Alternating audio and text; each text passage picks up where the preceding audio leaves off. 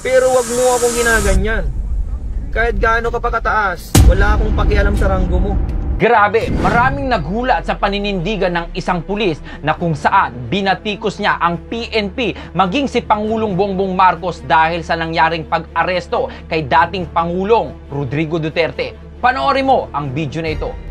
Pero wag mo akong ginaganyan. Kahit gaano ka pa kataas, wala akong pakialam sa ranggo mo. Diba? Wala akong pakialam sa ranggo mo. Kahit ano ka pa, kahit general ka pa, kahit ikaw pa ang hepe ng PNP, kahit ikaw pa yung pinakamataas sa buong mundo, sabi ko na nga ba, kapag kinupal-kupal mo ako at ay napakan mo yung dignidad ko, magkamatayan na tayo. Diba? Yun yung prinsipyo na pinaglalaban ko, mga kasama. Yan yung tinatawag na prinsipyo. Hindi yan mabibili ng pera kahit anong magkano mang pera yan. Tandaan nyo lagi na yung prinsipyo lang yung kaya mong ipaglaban sa buong buhay mo. Hindi pwedeng bilhin ng kahit magkano yun. Nagpulis tayo, hindi dahil lang sa pera. Tandaan nyo yan. Nung nag-a-apply tayo ng pulis, ang dami nating pinagdaanan, ang dami nating pagsubok para lang makapasok. Diba? Tapos ngayon na may pagsubok sa atin, ibebenta nyo yung prinsipyo nyo. Kaya tayo nagpulis kasi gusto natin maayos. Pero ngayon, dahil hindi na maayos yung mga bagay-bagay, hindi na po pwede. Alangan naman na magpupulis ka pa kung hindi na maayos. Anong kwenta mong pulis ka dyan kung hindi mo na maayos yung problema sa bansa? Diba? Alangan naman na magbulag-bulagan ka na lang dyan para lang sa 29,000? Anong kwenta mong pulis, diba? Lang ako, pero hindi mo ko pwedeng utusan ng mali.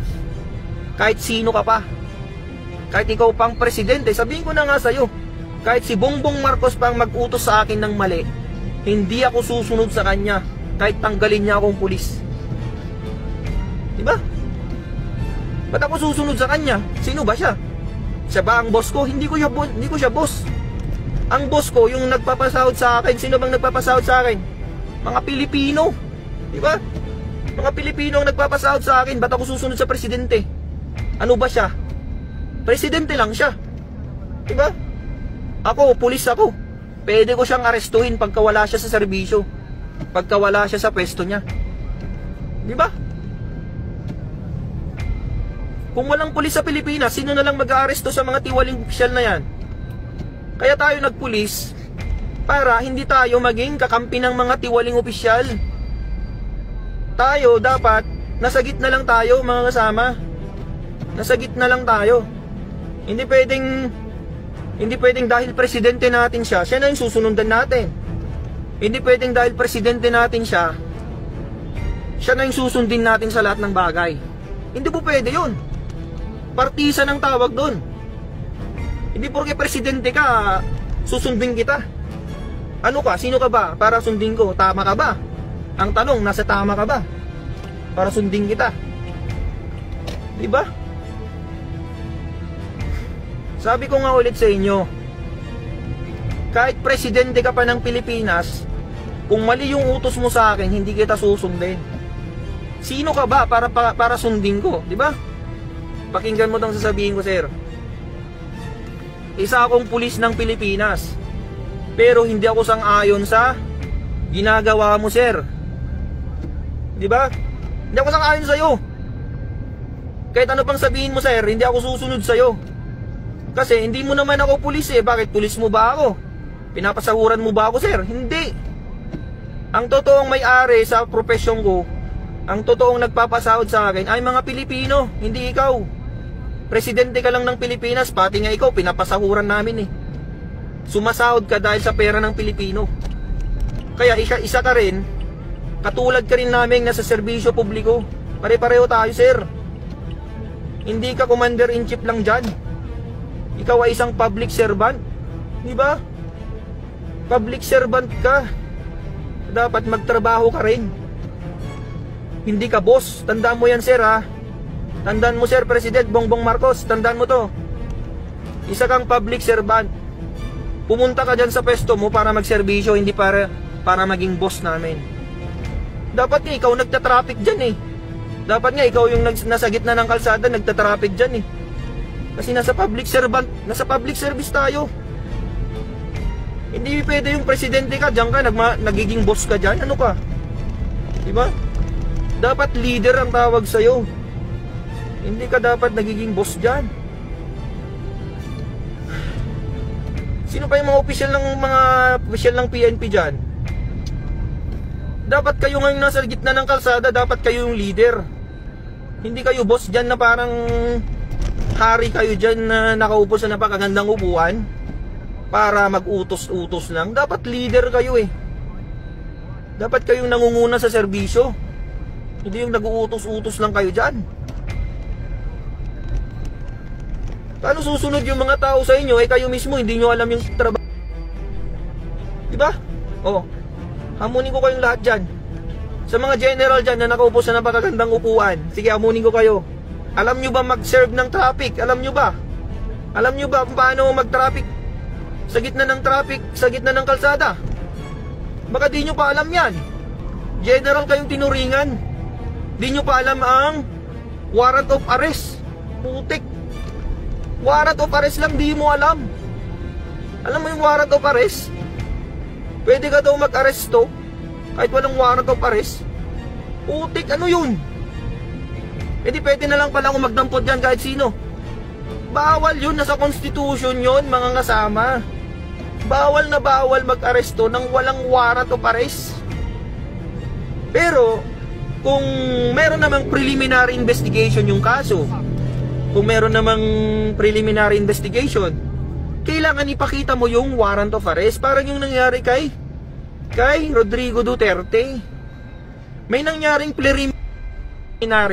preliminary investigation, mga kasama. May nangyaring investigasyon. Tapos sasabihin nila, arestuhin kita kahit walang warrant of arrest. Pwede ba yun? Hindi po pwede yun, mga kasama. Kailangan ipakita mo muna yung warrant of arrest bago mo siya arestuhin. Bakit? Si Duterte ba tatakas ba yun kapag sinabihan mong may warrant of arrest siya? Di naman tatakas yun eh, tsaka hindi naman manlalaban yun eh. Prosecutor kaya yun, alam niya yung batas yun. Pero anong ginawa nyo sa kanya? Anong ginawa nyo sa kanya? Wala, mali yung ginawa nyo sa kanya. Inaresto nyo siya nang walang warrant of arrest at hindi nyo sinunod yung batas ng ICC. Ang sabi sa ICC, pagkatapos nyo maaresto yung isang tao, dapat dalhin nyo siya sa competent judicial authority, mga kasama. Competent judicial authority. Anong sabi ng administrasyon? Anong sabi ng administrasyon regarding that? Ang sabi nila, competent authority daw yung, competent judicial authority daw yung DOJ na nandun. Putik na yan. Anong klaseng pag-iisip yan, mga kasama? Paano naging competent judicial authority yung DOJ? Ang DOJ, mga kasama, is considered as quasi-judicial. Quasi-judicial lang siya. Hindi siya fully competent judicial authority. Bakit? Korte ba ang DOJ? Korte ba ang DOJ? Siyempre hindi. Department of Justice is not a court.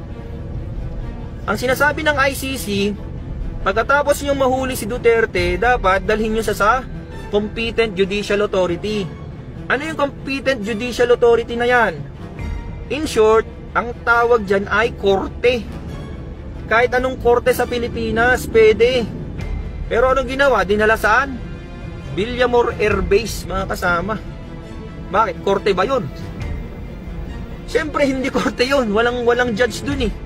Sino magsasabi na tama o mali yung pagka-aresto niya kung walang judge? Siyempre kailangan mo ng judge para pero hindi nyo maloloko ang mga Pilipino.